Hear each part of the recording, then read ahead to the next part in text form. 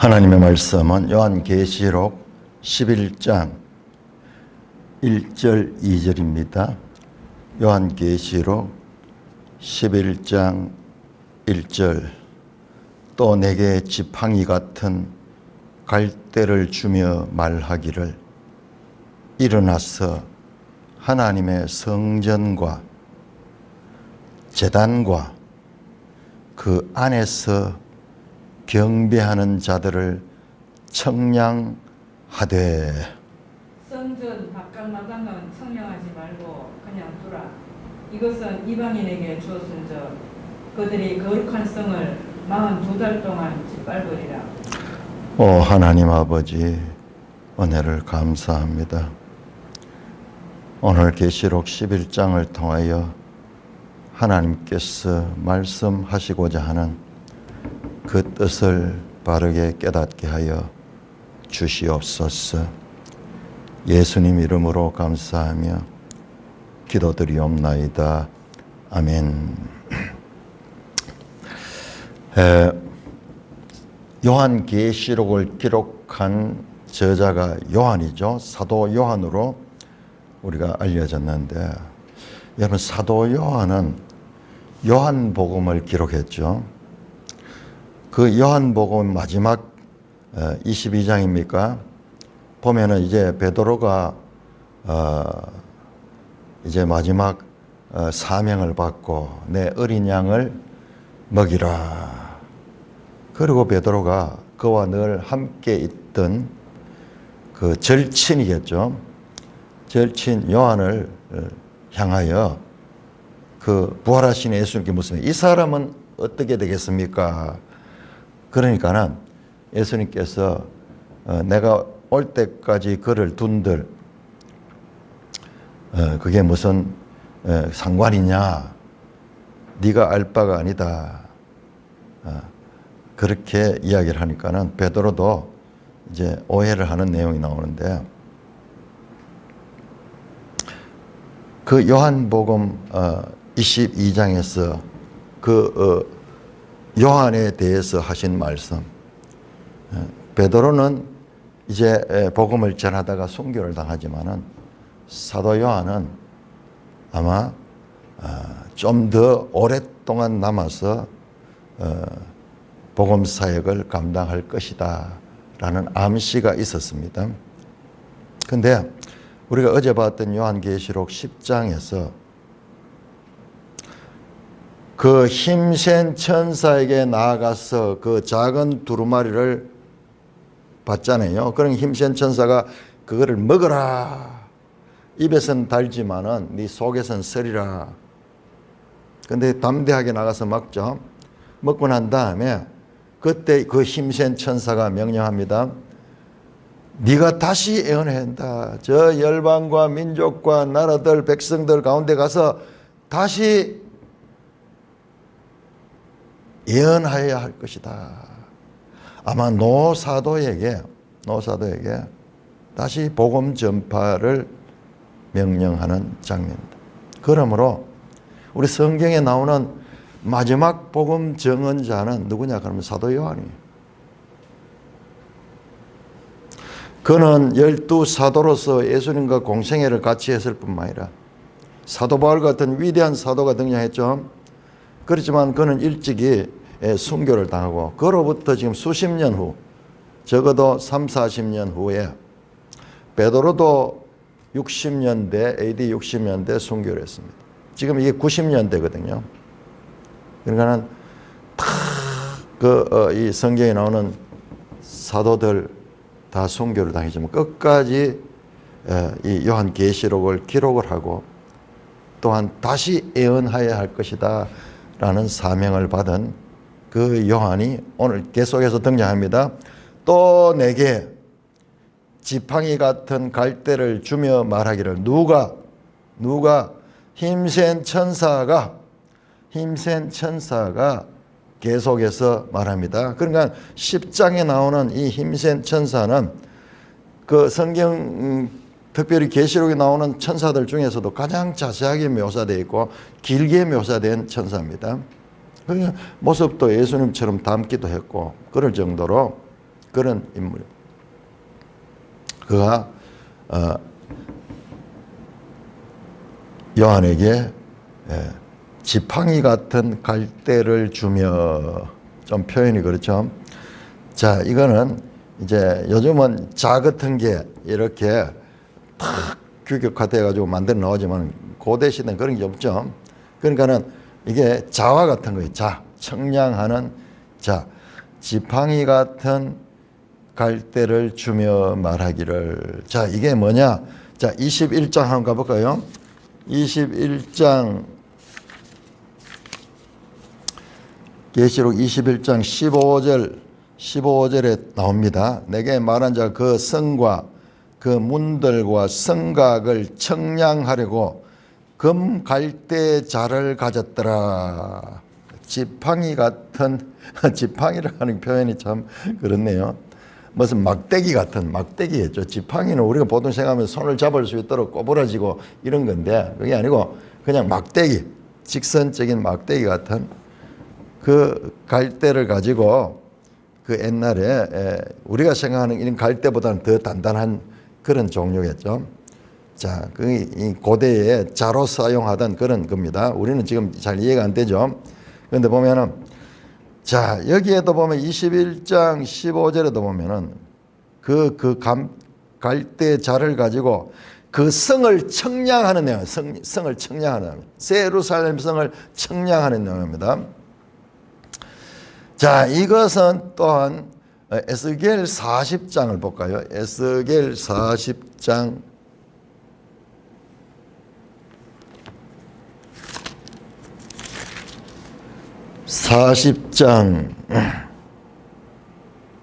3절에 보면은 여기 또 성을 청량하는 내용입니다. 나를 데리고 거기에서 모양이 녹같이 빛난 사람 하나가 손에 삼줄과 청량하는 장대를 가지고 문에 서더니, 그러면서 줄자하고 그냥 장대, 막대기로 된 그 자, 그걸 가지고 지금 성전을 청량합니다.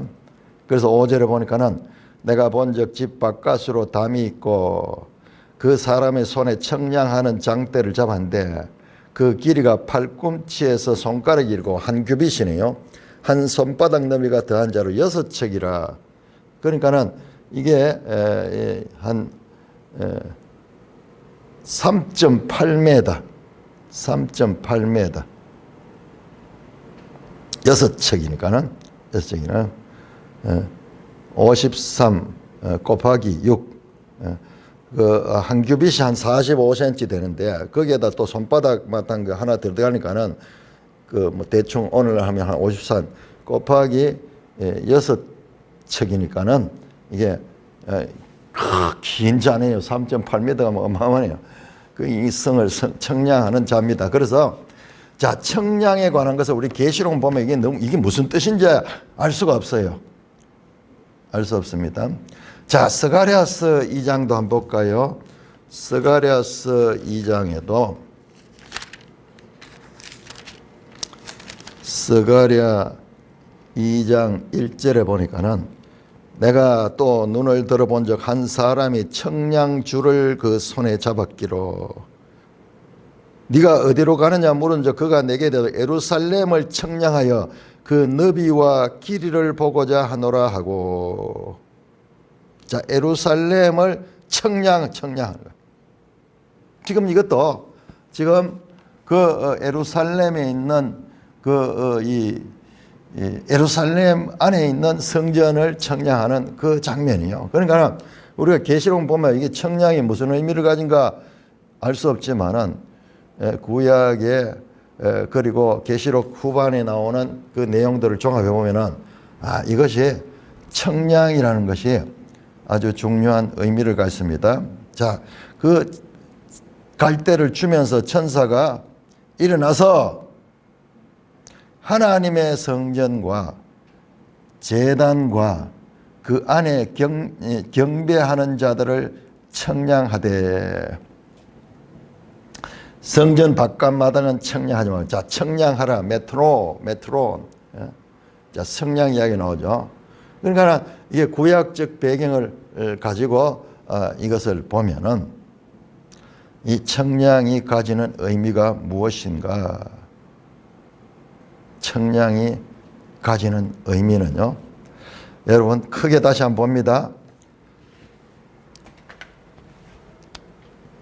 계시록 6장에 6째 인과 7째 인 사이에, 요게 8장 1절이고 요게 6장 17절인가 6장 마지막입니다. 그 사이에 뭐가 있나? 7장에서 7장.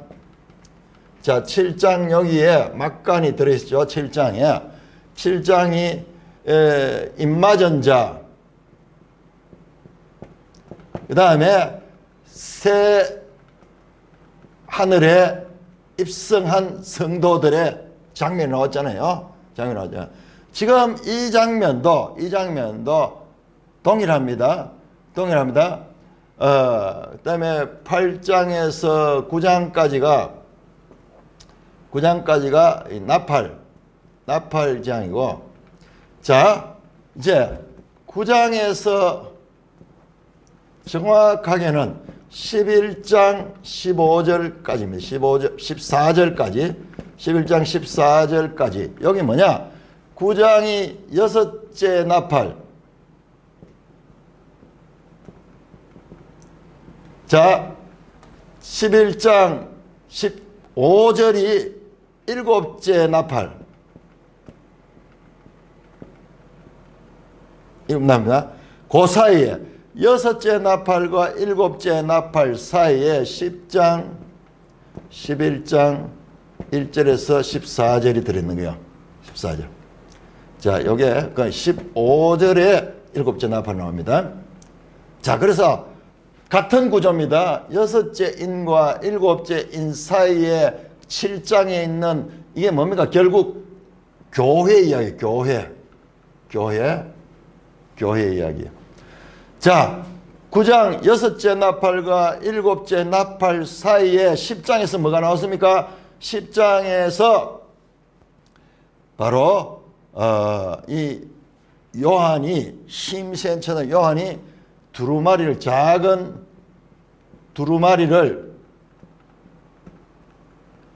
취하고 먹는 내용이 나왔죠. 그게 뭡니까? 가서 전하라. 가서 다시 애언하라. 온 세상을 향하여 복음을 다시 전하라 하는 그런 내용이죠. 오늘 11장은 이제 성전 청량과 그 다음에 이어지는 두 정인 이 복음을 전하는 이야기 나옵니다.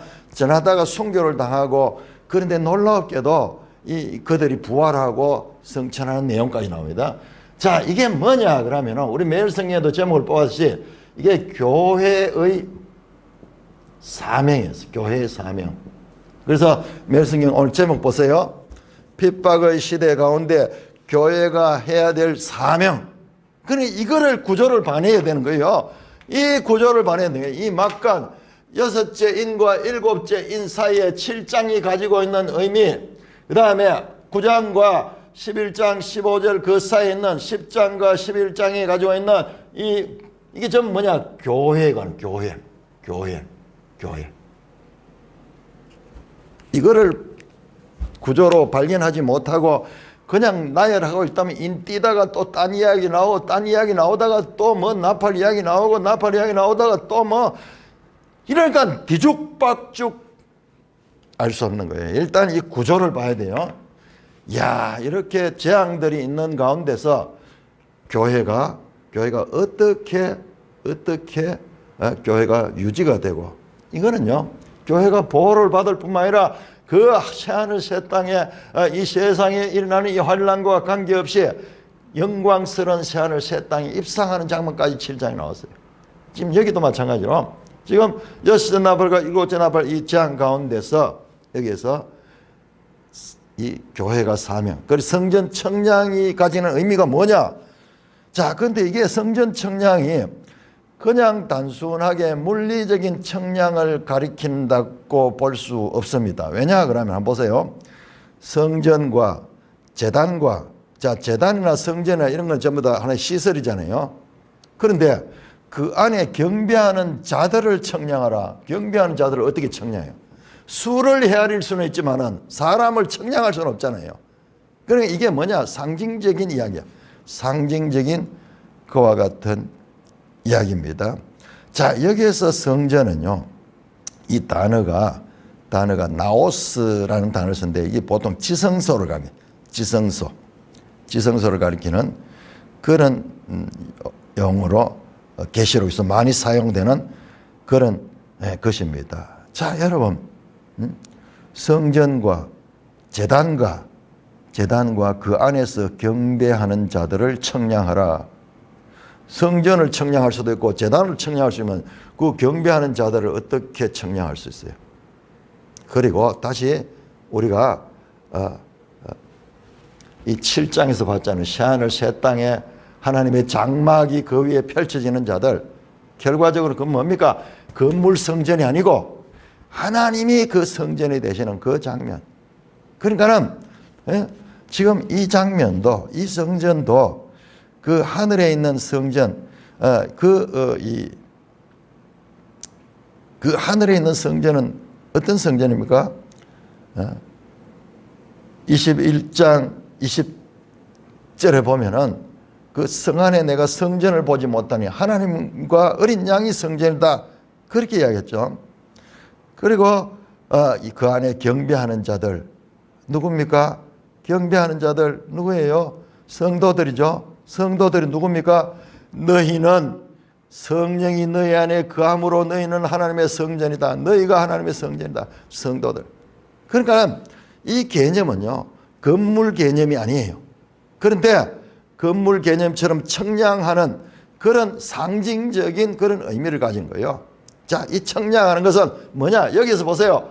6째인가 7째인의 입맞은 자들은 구원받은 자들이잖아요. 구원받냐? 모든 재앙 가운데서 입맞은 자들만 구원받는 거예요. 마찬가지로 여기 청량하는 것도, 성전 청량도 이와 같은 재앙 가운데서 청량받은 자들은 구원받는 거예요. 청량받은 자들. 그래서 7장이 입맞은 자라면은 이 10장에 청량받은 자들, 이 청량하는 자들은 보호하고 구원하는 그와 같은 의미를 가지고 있습니다. 특별하게 성전 안에 있는 자들, 이건 단순한 건물 이념이 아니에요. 그러므로 그 안에 청량받은 자, 이들은 하나님께서 다 청량해가지고 따로 구별을 합니다. 그런데 성전 바깥 마당은 청량하지 말고 그냥 두라. 이것은 이방인에게 주어선적 그들이 거룩한 성을 42달 동안 짓밟으리라. 자, 그러니까 우리가 여기서 청량이 무슨 개념인가 이거를 놓쳐버리면은 풀어지지 않아요. 그 앞에서 봤잖아요. 저 뒤에 나오는 계시록 21장에 15절 17절에 나오는 그 청량 개념, 에스겔 40장의 청량 개념, 스가랴의 청량 개념, 자, 이런 것들은 다 구별하고 보호한다는 내용을 가리킵니다. 자, 여기는 그냥 건물이 아니에요. 여러분, 예루살렘 성전도 막 길이가 어떻고 넓이가 어떻고 뭐 보석, 각종 보석으로 되어 있다고 이러는데 그건 한 상징적인 거예요. 그만큼 존귀하다는 거지. 그걸 어떻게 자로 재고 다 할 수 있겠어요. 그래서 그리고 그 성 안에 성전이 없어. 그럼 뭐냐? 어린 양과 하나님이 성전이라. 여러분, 지금 우리 신약 시대도 성전이 없어요. 성전이 없습니다. 우리가 성전이야. 그리스도인들이 성전이야. 그러니까 성전 개념을 건물 개념에 갇혀 있는 자들은 신약의 성도 아니에요. 이미 사도행전 7장의 스데반이 어떻게 하나님이 건물 성전에 갇히겠느냐 그렇게 말씀했고, 사도 바울이 성령이 거하는 너희가 성전이다. 이런 성전 개념을 건물 개념에 벗어나 있는 이런 성전 개념을 가진 자들은 이 말씀을 이해할 수 있는 거예요. 마찬가지로 하늘 성전도 마찬가지야. 하늘 성전도 건물 개념이 아니에요. 어린 양, 하나님과 어린 양이 성전이요. 그러니까 이 차원에 들어가면, 그래서 하나님이 장막이 성도들과 함께 있다 하는 건 이건 그냥 뭐 텐트가 있다 그런 의미가 아니에요. 하나가 되고 그 보호함을 받는다. 장막 안에 있는 것은 뜨거운 햇빛으로부터 보호함을 받는다. 그와 같은 것입니다. 여러분, 사도 바울이 그렇게 강조했습니다. 고린도전 3장 16절 17절에서 너희가 하나님의 성전이다. 그리고 6장 19절, 고린도전서 6장 19절도 반복하죠. 고린도 후서 6장 16절에도 말씀합니다. 에베소서 2장 1절에서 22절. 베드로 사도도 말합니다. 베드로전서 한번 찾아볼까요? 베드로전서 2장 5절.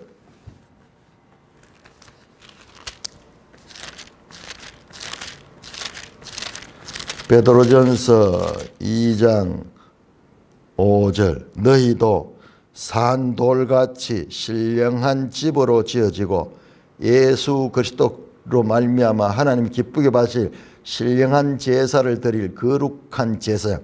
야, 여기 나오네. 신령한 집, 성전을 가, 성전. 그 다음에 이 거룩한 제사장, 성전의 제사장이죠. 그 다음에 제사장.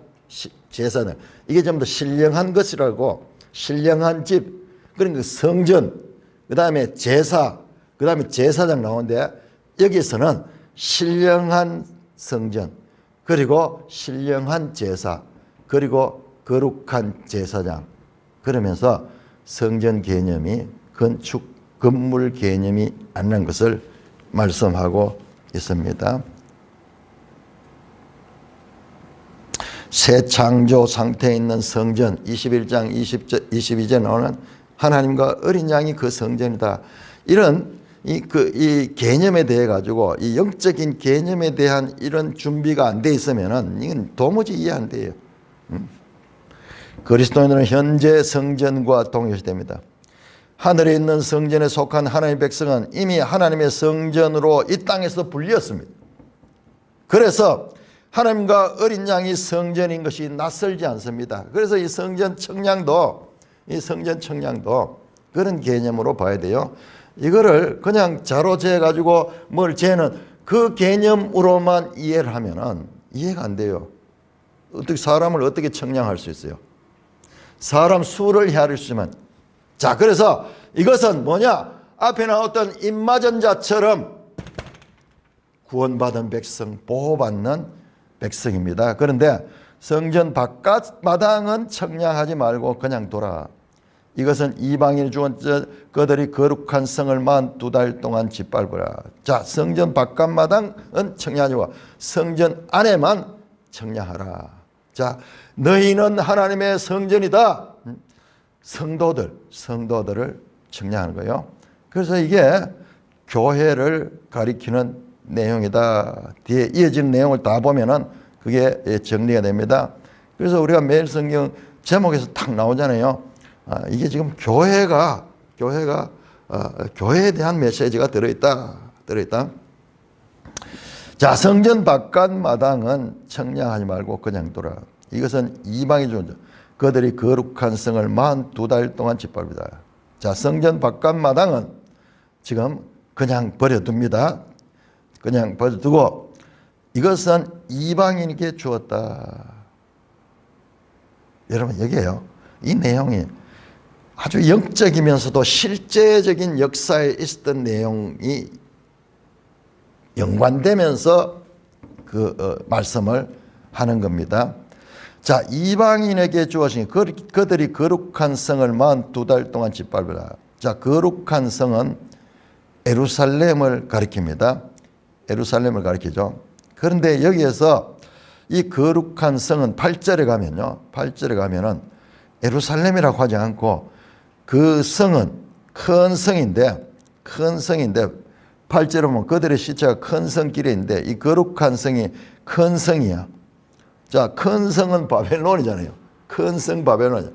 그러니까 지금 이와 같은 이 언어적 이와 같은 변화를 잘 봐야 돼요.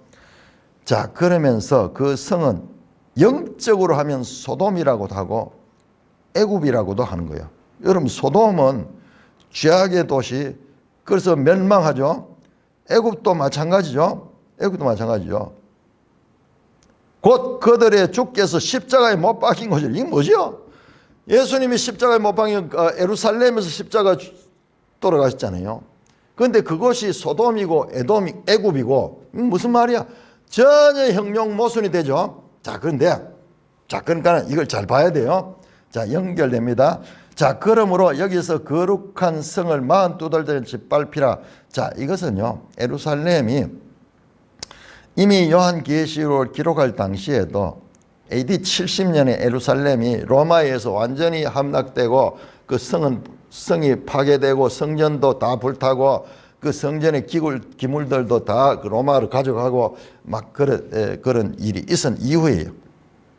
그러니까 그 이방인들이 거룩한 성 예루살렘을 42달 동안 짓밟는다. 자, 42달.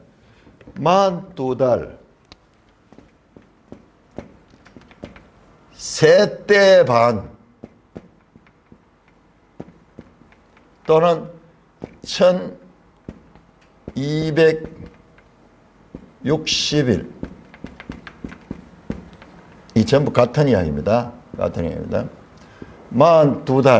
요게 3년 6개월이고 1260 날짜로 하면은 이 3년 반이 1260일. 같은 내용입니다. 같은 내용에 다른 표현을 하는데 왜 이렇게 같이 안 하고 다르게 했을까? 자, 그것도 우리가 하면 곧 이어서 다시 1260일 나오네요. 3절에서. 자, 그러니까 이 42달 동안 짓밟는다는 것은 영원한 게 아니고 한시적이다. 한시적으로. 성전 바깥은 그냥 버려두고 그것은 하나님께서 통제하지 않는다. 이방인들이 자기들 마음대로 그렇게 하는데 거룩한 성 예루살렘을 42달 동안 짓밟을 것이다. 그런데 이 거룩한 성은 소위 거룩한 성이지 실제로 그 내용은 소돔과 애굽과 같은 곳입니다. 주님을 십자가에 못 박았던 죄악의 도시가 된 거예요. 죄악의 도시가. 자, 그 이야기입니다. 자, 뒤로 연결해서 봅니다. 자, 3절에서 6절까지 교독합니다. 3절. 내가 나의 두 정인에게 권세를 주리니 그들이 굵은 베옷을 입고 1260일을 예언하리라. 4절 읽어주세요. 그들은 이 땅의 주 앞에 서 있는 두 감람나무와 두 촛대니 만일 누구든지 그들을 해하고자 하면 그들의 입에서 불이 나와서 그들의 원수를 삼켜버릴 것이요 누구든지 그들을 해하고자 하면 반드시 그와 같이 죽임을 당하리라. 그들이 권능을 가지고 하늘을 닫아 그 예언을 하는 날 동안 비가 오지 못하게 하고 또 권능을 가지고 물을 피로 변하게 하고 아무 때든지 원하는 대로 여러 가지 재앙으로 땅을 치리로다. 자, 3절에 보세요. 내가 나의 두 정인에게 권세를 주리니. 이 힘센 천사가 말하네요. 힘센 천사가. 이 마치 하나님의 말씀처럼 그렇게 하고 있네요.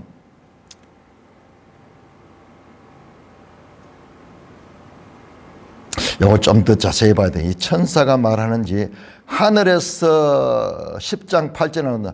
하늘에서 말한 그 음성이 말하는지 내가 그걸 지금 아직까지 정확하게 잘 못 찾겠네요.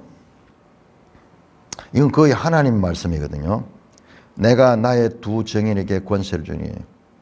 마태복음 28장 18절에 내가 이 모든 만국의 권세를 받았다.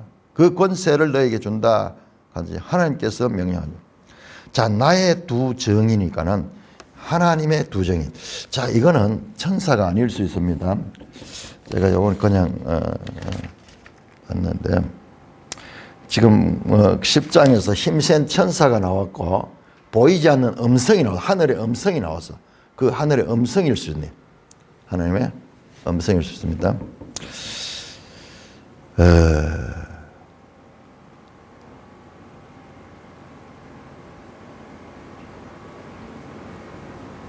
그러니까 이 천사가 이게 보통 천사가 아니에요. 이게 천사라 그러면은 이 천사는 참으로 신적인 그런 권위를 가진 천사입니다. 자, 나의 두 정인. 여러분 땅끝까지 이른 내 정인들이죠. 자, 1세기 이 성도들은 복음의 정인들이요. 복음의 정인들입니다. 그래서 두 정인이란 말은 구약 성경의 정인의 증거가 받아들여지려고 하면은 혼자의 증거까지 안 되고 두 정인이 있어야 돼. 그렇듯이 합력해서 복음을 전하는 그런 그 정인들에게 권세를 줄 것이다. 그들이 굵은 베옷을 입고 1260일을 예언하라. 여기 나오죠. 예언하리라. 지금 보세요. 10장 11절에 요한에게 다시 예언하리라 그렇게 말하잖아요. 요한도 이 정인으로서 예언하고 그 다음에 이 두 정인들도 1260일 동안을 예언을 한다. 그런데 그들이 굵은 베옷을 입다. 자, 굵은 베옷은 이 슬픔의 표시인데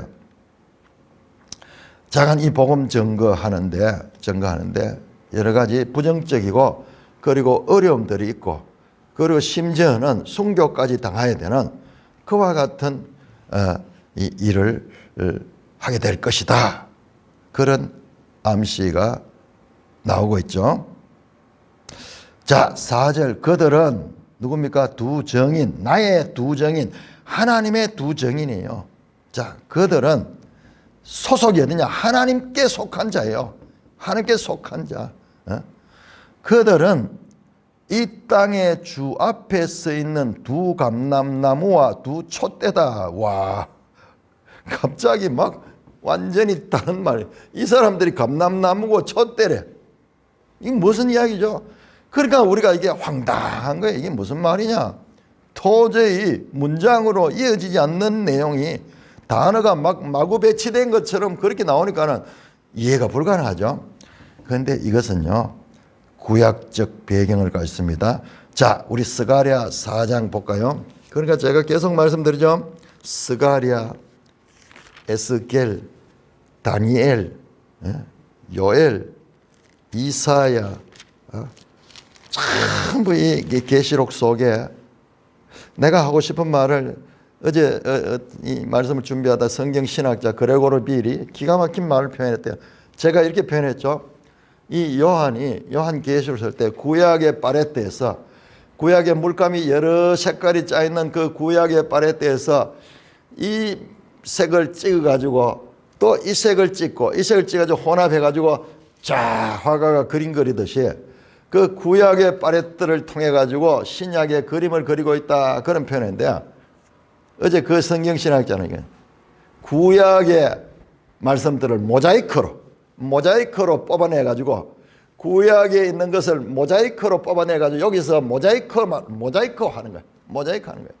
스가랴에서 에스겔에서 다니엘에서 이사야에서 출애굽기에서 구약 성경 여기저기 흩어져 있는 그 이미지들이 여기 와서 최종적으로 이 하나님의 뜻을 드러내는 이미지로 사용이 됩니다. 자, 스가랴 4장 3절에서 보시면은 3절부터 보면 나오죠. 유명한 그 나오죠. 그 등잔 때는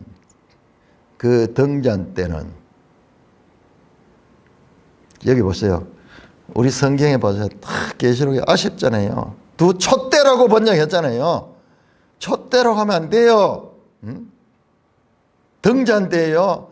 촛대는 스스로 불타 없어지는 그 초를 가리키는 거고, 그래서 이건 천주교나 이 불교에서 이야기하는 자력구원은 아무것도 없어요. 스스로 타다가 자기 혼자 타고 없어지는 거예요. 소멸되는 거예요. 등잔 아니에요. 계속 기름을 공급해서 끊임없이 그러므로 하나님의 성령의 공급함을 받는 이와 같은 영적 삶을 가리키는 중요한 상징이 이 등잔인데 이 촛대라고 그렇게 번역을 해보니 이런 거는 너무 아쉬워요. 자, 여기 보세요. 스가랴에는 등잔대로 합니다. 2절에 순금 등잔대가 있다. 3절에 그 등잔대 곁에 두 감람나무가 있다. 지금 나오죠. 두 감람나무와 두 촛대라고 번역이 되어 있죠. 계시록 11장 4절 보세요. 두 감람나무와 두 등잔대. 지금 요 스가랴서에 나오는 딱 그거잖아요. 그래서 묻습니다. 4절에 내가 말하는 천사에게 물으되 내 주여 이것이 무엇입니까? 물으니까 내게 말하는 천사가 대답해 네가 이것들이 무엇인지 알지 못하냐 하므로 내가 대답하되 내 주여 내가 알지 못하나이다 하니. 자, 이런 것도요. 지금 요한과 천사가 나오는 대화도요 비슷한 게 많이 나왔어요. 6절 그가 내게 대답하여 이르되 여호와께서 스룹바벨 하신 말씀 이러하니라. 만군의 여호와께서 말씀하시되 이는 힘으로 되지 않고 능력으로 되지 않고 오직 나의 영으로 되느니라. 성령을 이야기. 성령의 공급을 받아가지고 빛을 발하고 계속 그 빛을 유지할 수가 있는 것입니다. 그러니까 우리가 계시록 보면은 이게 지금 무슨 말인가? 주 앞에 서 있는 두 감람나무 두 촛대. 스가랴 4장에 이 내용이 여기 쑥 들어있어요. 여기 있어요. 만일 누구든지 자, 이 두 감람나무와 두 촛대는요 이게 이 스가랴서 안에 내용에 보면 누구냐 그러면은 그 당시에 스룹바벨 성전을 재건했던 여호수아 제사장 대제사장 여호수아와 그리고 총독 스룹바벨은 다윗 후손이죠. 스룹바벨 그 두 사람을 가리키는, 그래서 그 당시에 성전을 재건하는 지도자가 되었던 그와 같은 사람들을 암시하는 겁니다. 그래서 두 정인이야. 두 정인. 만일 누구든지 그들을 해하고자 하면은, 자, 이 두 정인을 해하고자 하면은 그들의 입에서 불이 나와서 그들의 원수를 삼켜버릴 것이요. 이게 무슨 말이죠? 초능력을 가지고 있다고요. 자, 이 의미가 이렇게 변화하고 발전하는 걸 봐야 됩니다. 자, 이 내용도 두 정인의 입에서 불이 나와서 그들의 원수, 그들을 해하고자 하는 자들을 삼켜버린다, 이 말이죠. 자, 이것은 열왕기하 1장으로 가볼까요? 이거는 엘리야 이야기예요.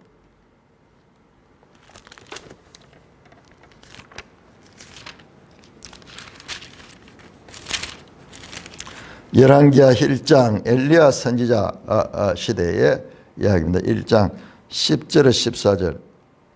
그러니까는 그 당시에 이 엘리야가 50분장 때 네가 만일 하나님의 사람이면 불이 하늘에서 내려와 너와 너희 50명을 살을 줄 하니 불이 하늘에서 내려와 그와 그의 군대 50명을 살았더라. 왕이 오라 그러는데 엘리야가 안 갑니다. 그래서 군사 50명이 와가지고 막 데려가려고 하니까는 불이 날아가지고 그 군사들을 죽이는 그 장면이 여기에 이게 3번 반복되는가 그렇게 나옵니다. 자, 엘리야 기사예요. 엘리야 기사. 선지자, 지금 여기에서는 갑자기 이제 이 스가랴서의 여호수아와 스룹바벨 두 정인. 자, 여기에서는 또 엘리야 기사가 나오면서 그들의 원수를 삼켜버릴 거죠. 누구든지 그들을 해하고자 하면은 반드시 그와 같이 죽임을 당했다. 이 두 정인이 하는 복음 전파의 사업을 방해하고 그들을 없애려고 하면은 먼저 그들이 그와 같은 죽음, 불이 나와서 삼켜지는 것 같은 죽임을 당하게 될 것이다. 6절입니다. 그들이 두 정인입니다. 권능을 가지고 하늘을 닫아 그 예언하늘 동안 비가 오지 못하게 하고, 그들이 권능이 있어서요. 기도를 하면은 하늘이 닫혀서 이 비가 오지 못한다. 이거 뭐예요? 엘리야잖아요. 엘리야. 열왕기상 17장에 그 엘리야가 기도하니까는 그 3년 반 동안 비가 오지 않았잖아요. 이 말씀은 야고보서 5장 17절에도 인용하죠. 그 다음에 누가복음 4장 25절에도 구체적으로 말합니다. 3년 6개월 동안. 자, 누가복음 4장 25절 한번 볼까요?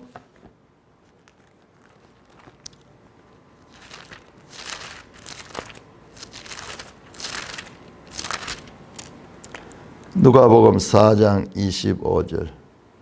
내가 참으로 너희에게 엘리야 시대에 하늘에 3년 6개월간 닫히자 온 땅이 흉년이 들었었다. 자, 3년 6개월 세대 반 이거죠.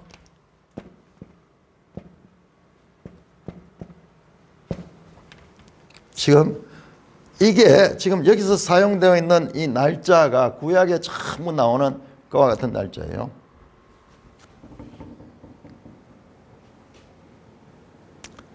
또 권능을 가지고 물을 피로 변하겠다. 물을 피로 변하게 한 게 누굽니까? 이게 바로 출애굽기 7장에 나오는 그 열재앙, 애굽의 그 열재앙 가운데 일어났던 사건이잖아요.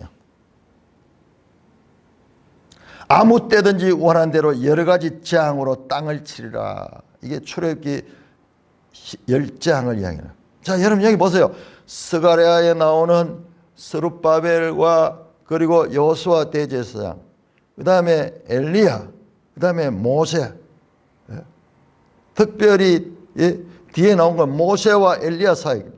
자, 모세와 엘리야는 누굽니까? 모세와 엘리야는 이 마태복음 17장 변화산에서 주님이 변모했을 적에 나타났던 두 증인이 모세와 엘리야예요. 한 분은 선지자를 대표하고 한 분은 율법을 대표하는 그와 같은 분들이 예수 그리스도를 증언하죠. 너희는 그의 말을 들으라. 하늘에서 음성이 나면서 이들이 예수 그리스도를 증거합니다.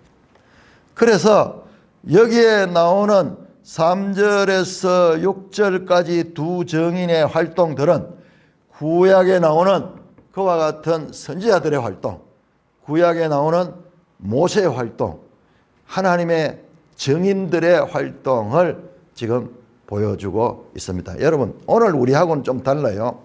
자, 1세기 교회는 우리는 지금 21세기를 살면서 2000년 동안 교회 역사 안에서 수많은 믿음의 그 영웅들이 있었죠. 그런데 지금 이 계시록이 기록될 때는 그 당대의 인들이 소수였고, 이게 좀 구약적인 배경을 가네. 구약적인 배경을. 그래서 이 구약의 선지자들, 그리고 이 모세도 선지자에 들어갑니다. 그들이 하나님의 증인으로서 했던 역할들을 여기에 지금 말씀드렸지, 그냥 모자이크처럼 여기서 가져오고 여기서 가져가지고 붙여가지고 하나의 증인의 사역으로 모자이크화 시켰습니다. 자, 이게 성경이 가지고 있는 그 성경의 구성 요소들이 자세히 보면 전부 그렇게 되어 있어요. 전부 이 성경들이 연결이 되어 있어. 그래서 제가 계속 이야기한 게 유기적인 것이다. 우리 마치 인체가 지체가 따로 있는 것 같지만 이게 다 연결이 되어 가지고 그렇게 움직이듯이 성경도 그렇게 되어 있다. 자, 7절에서 10절까지 교독합니다. 7절에서 10절. 7절. 그들이 그 정언을 마칠 때에 무정에부터 올라오는 짐승이 그들과 더불어 전쟁을 일으켜 그들을 이기고 그들을 죽일 터인즉 그들의 시체가 큰 성길에 있으리니 그 성은 영적으로 하면 소돔이라고도 하고 애굽이라고도 하니 곧 그들의 주께서 십자가에 못 박히신 곳이라. 백성들과 족속과 방언과 나라 중에서 사람들이 그 시체를 사흘 반 동안 보며 무덤에 장사하지 못하게 하리로다. 이 두 선지자가 땅에 사는 자들을 괴롭게 함으로 땅에 사는 자들이 그들의 죽음을 즐거워하고 기뻐하여 서로 애물을 보내기가 하더라. 자, 3절에서 6절까지는 두 정인의 활약, 두 정인이 강력하게 활약하는 거야. 자, 이 두 정인은 딱 두 사람을 가리키는 게 아니라 예수님의 초림에서 재림 때까지의 이와 같은 엘리야처럼 모세처럼 그리고 이 스룹바벨과 이 여호수아처럼 그렇게 복음을 전가하는 사람들이 능력 있게 전하는 건 능력 있게 그들을 막을 수가 없어. 자, 그런데 7절에 그들이 그 정언을 마칠 때에 그 두 정인이 정언을 마칠 때 무적행으로부터 올라오는 짐승이 그들과 더불어 전쟁을 일으킨다. 자, 무적행에서 올라오는 짐승은 앞에서도 나왔습니다. 앞에는 무적행에 열쇠를 가지고 여니까는 거기서 막 짐승이 올라와가지고 연기가 가득하고 재앙이 있던 그처럼, 자, 무적행으로부터 짐승이 올라오는데, 자, 이 짐승은 이제 본격적으로 등장하기는 13장에서 등장하는데, 이 짐승도 구약의 배경을 가 있죠. 자, 이 짐승은 다니엘 7장에 보면은 그 세계 제국을 짐승이라고 그래요. 짐승. 그러니까 이게 뒤에 보면 나오는데, 이 짐승들은요, 용의 하수인들이야. 용의 하수인들이야. 용은 사탄입니다. 13장에 자세히 나옵니다. 12장, 13장 자세히 나옵니다. 자, 그들과 싸우는, 자, 정인들과 소위 교회의 복음을 전하는 자들과 이 짐승이 이제 격돌하는 거예요. 격돌하는데, 그런데 아쉽게도 그 전쟁에서 정인들이 패배합니다. 짐승이 그들을 이기고 그들을 죽인다. 너무 안타까워요. 이 두 정인이 능력 있게 1260일 동안을 예언을 하고 사역을 했는데, 그때 아무도 못 건드린데, 그 1260일이 끝날 때쯤 돼가지고 짐승이 올라와서 이제 짐승과 이 정인과의 전쟁에서 짐승이 그들을 이기는 거예요. 짐승이 그들을 이깁니다. 그리고 그 정인이 죽습니다. 이야, 이거 영화 같은 데 보면 이건 말이 안 되잖아요. 이들이 이겨야 되는데 이들이 죽어버려. 중간에서 죽어버려. 근데 우리 끝까지 봐야 됩니다. 끝까지 봐야. 자, 이와 같은 죽음은 이미 구약에도 예언이 되어 있습니다. 자, 다니엘 7장 가다가 계시록 가다가 또 구약에 가지고 다니엘에서 또 가져오고 스가랴에서 가져오고 에스겔에서 가져오고, 자, 이렇게, 자, 그러니까 우리 성경을 골고루 많이 읽어놔야 되는 것입니다. 다니엘 7장을 보시면요, 이 내용이 나와요. 다니엘 7장 21절을 보세요. 21절을 보면은, 20절에 보면은 그 짐승이 나와요. 머리에 10뿔이 있고, 가운데 또 다른 뿔이 있는 그런 무서운 짐승, 넷째 짐승. 19절에 나오네요. 이거 내가 넷째 짐승에 관하여, 그 넷째 짐승, 무서운 짐승이 나오는데, 그가 어떻게 하느냐? 그가 21절 보세요. 내가 본 적, 이 뿔 가진 짐승이 성도들과 더불어 싸워서 그들에게 이겼다. 이 뿔이 성도들을 이긴 거예요. 성도를 이긴 거예요.